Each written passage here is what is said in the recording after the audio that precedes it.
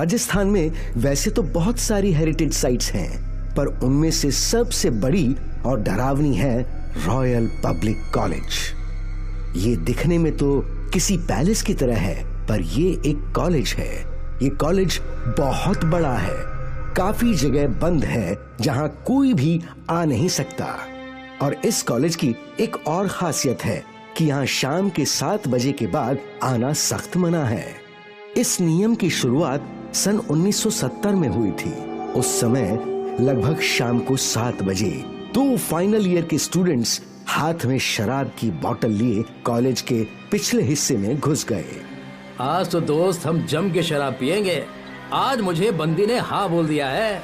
भाई तू खुल के पी, आखिर आज मेरे यार को बंदी मिल ही गई। भाई अपने कॉलेज के बारे में पता है ना तुझे? अबे वो सब बकवास है। इस कॉलेज में कोई घुसकर इसे नुकसान न पहुंचाए, इसलिए तू बोल रहा है तो सच ही होगा। वो दोनों कॉलेज के पीछे के गार्डन में दीवार के पास बैठ गए। ये जगह मस्त है, एकदम खुली खुली। हवा देख कितनी अच्छी है। हाँ चल अब पीते हैं। दोनों ने शराब पीना शुरू कर दिया। वो दोनों हंसी ठिठोली करते हुए पिए जा रहे थे। उनकी बोतल खत्म होने वाली थी। अब ये आधा तेरा और आधा मेरा। उन दोनों ने आधा आधा करके बोतल के अंदर की पूरी शराब खत्म कर दी। पर जैसे ही उन लोगों ने अपना गिलास नीचे रखा, वो बोतल अपने आप भरने लगी। अबे ये क्या हो रहा है? मुझे भी समझ नहीं आ रहा यार। हमने अभी ये बोतल खत्म की थी ना? हाँ की तो थी, तो ये वापस भरी कैसे? कुलदीप ने उस बोतल को उठाया और चारों ओर देखने लगा। यहाँ कुछ तो गड़बड़ है मेरे भाई।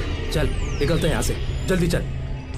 वो दोनों वापस दीवार फांदने ही वाले थे कि अचानक किसी ने उन दोनों के पैर खींचे और वो लोग वापस गार्डन के अंदर ही गिर गए।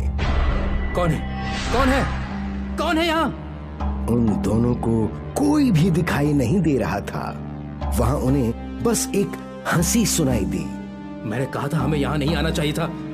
तभी वहाँ मास्टर जी का भूत प्रकट हुआ।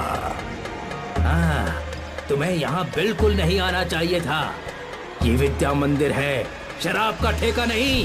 तुम जैसे छात्रों को सजा देना तो बनता है। हमें माफ कर दीजिए, माफ कर दीजिए। मेरे विद्या मंदिर को अपवित्र करने के लिए कोई माफी नहीं है, बिल्कुल नहीं। कुलदीप और मयूर दोनों बहुत ही डरे हुए थे। उस अदृश्य भूत ने मयूर को गर्दन से ऊपर उठा लिया। मयूर चीखने की कोशिश कर रहा था। बचाओ, बचाओ। कुलदीप ने भी वहां से भागने की कोशिश की। वो वापस दीवार पर चढ़ने गया। यहाँ उस अदृश्य भूत ने मयूर की जान ले ली और कुलदीप दीवार कूदकर भागने में कामयाब हो गया। कुलदीप भागते हुए अपने घर गया। वहाँ उसने जोर जोर से दरवाजा खटखटाया। जब उसकी माँ ने दरवाजा खोला, क्या हुआ? तू इतना डरा हुआ क्यों था? कुलदीप कुछ बोल नहीं पा रहा था। उसने जो देखा था उससे उसे बहुत गहरा सदमा लगा था। उसकी आवाज निकल ही नहीं रही थी। जब अगले दिन उस गार्डन में मयूर की लाश के साथ दारू की बोतल मिली तो बूढ़े ट्रस्टी समझ गए कि वहाँ क्या हुआ होगा। मास्टर जी को दोनों की ये हरकत पसंद नहीं आई, और आएगी भी कैसे? ये एक कॉलेज है, यहाँ दारू पियोगे तो यही हाल होगा। पर सर, इससे कॉलेज की बदनामी होगी। लोग अपने बच्चों को कॉलेज नहीं भेजेंगे। अब एक ही रास्ता है कि कॉलेज को रात 7 बजे के बाद बंद कर दिया जाए और पहरेदारी बैठा दी जाए। पर सर, क्या लोग अपने बच्चों को भूतों वाले कॉलेज में भेजेंगे? रॉयल कॉलेज के मास्टर जी के बारे में राजस्थान का एक एक बच्चा जानता है। आज तक उन्होंने किसी मासूम को कोई नुकसान नहीं पहुंचाया। उन्हें बच्चे बहुत प्यारे थे, इसीलिए तो उन्होंने ये कॉलेज बनवाया। वो सिर्फ दोषियों को सजा देते हैं और मास्टर जी ही इस स्कूल के असली रक्षक हैं। ठीक है सर। उस दिन के बाद से कॉलेज में पहरेदारी बढ़ा दी गई और किसी को भी रात 7 बजे के बाद कॉलेज में जाने की अनुमति नहीं थी। इस बात को तो आज लगभग 30 साल हो गए। ये जय है। वैसे तो ये एक रियल एस्टेट एजेंट है, पर इसकी रुचि उस कॉलेज की बड़ी प्रॉपर्टी में है। जय को मास्टर जी के भूत के बारे में खबर थी, तो उसने सोचा कि क्यों न वो भूत की अफवाहें फैलाकर इस कॉलेज को सस्ते दामों में खरीद कर प्राइवेट कॉलेज बनाए। जय का एक पार्टनर है भुवन। मैं सोच रहा हूँ हमारा प्लान आज ही यूज कर लेते हैं। नहीं, 2 दिन रुक जा, फिर अमावस है। उस रात किसी को अंदर भेजेंगे, वो भूत उस आदमी पर हमला कर देगा, फिर अपना काम हो जाएगा। तेरी बात भी सही है। 2 दिन बाद अमावस्या की रात को जय और भुवन कॉलेज के बाहर अपनी कार में बैठे थे और फिर 2 लड़के सामने से शराब की बोतल लेकर आए। वो दोनों जय के पास आए। सर, अगर वो भूत हमें मार देगा तो? तू टेंशन मत ले, जैसे ही तू चिल्लाएगा हम दोनों अंदर आ जाएंगे और तुझे बचा लेंगे। पक्का है ना सर? हाँ रे बाबा, ये ले तुम्हारे 5 लाख फुल एडवांस। चलो अब काम खत्म करो। पैसे देखकर वो दोनों खुश हो गए और फिर बोतल लेकर कॉलेज के कंपाउंड में घुस गए। वो दोनों भी कॉलेज की पिछली साइड पर गए और वहां दारू की बोतल खोल के दारू पीना शुरू कर दिया। धीरे धीरे उन दोनों ने पूरी बोतल खत्म कर दी। लगता नहीं यहाँ कोई भूत है। हाँ यार, चल चलते। फिर वो दोनों उसी दीवार को कूदकर वापस जय और भुवन के पास आ गए। सर, लगता नहीं वहाँ कोई भूत है। हाँ, ये देखिए, हमारी पूरी बोतल खत्म हो गई। ऐसा नहीं हो सकता, मैंने इस मास्टर जी के भूत की कई कहानियां सुनी हैं। कोई बात नहीं, अगर भूत नहीं है तो चलो हम कुछ फेक अफवाह बनाते हैं। हमें तो अफवाह से मतलब है, भूत हो ना हो। ठीक है सर, बोलिए क्या करना है?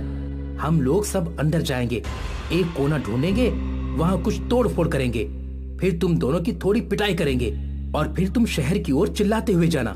बस हमारा काम हो गया। पर सर, जोर से मत मारना। अरे तो फिल्म नहीं देखता क्या?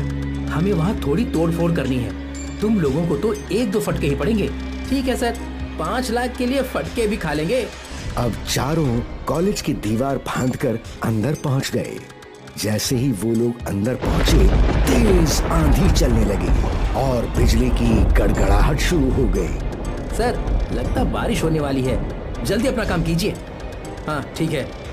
भुवन एक लकड़ी उठाने ही जा रहा था कि उसके सामने मास्टर जी खड़े हो गए। मास्टर जी को देखकर भुवन चिल्लाने ही वाला था कि मास्टर जी का भूत उसके शरीर में घुस गया। रुक जाओ। क्या हुआ रे भुवन? मैंने कहा ना रुक जाओ तो रुक जाओ।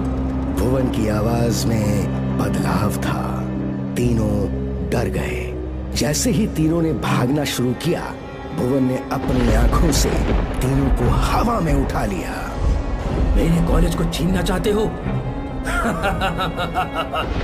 ये तुम्हारे बस का नहीं। भुवन ने उन तीनों को आपस में पटकना शुरू कर दिया। तीनों चीख रहे थे, चिल्ला रहे थे। भुवन तीनों को यहाँ से वहां पटक रहा था।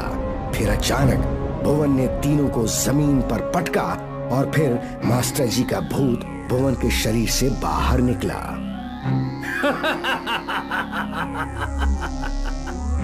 और फिर एक बिजली कड़कड़ाई और वो चारों वहीं खाक हो गए।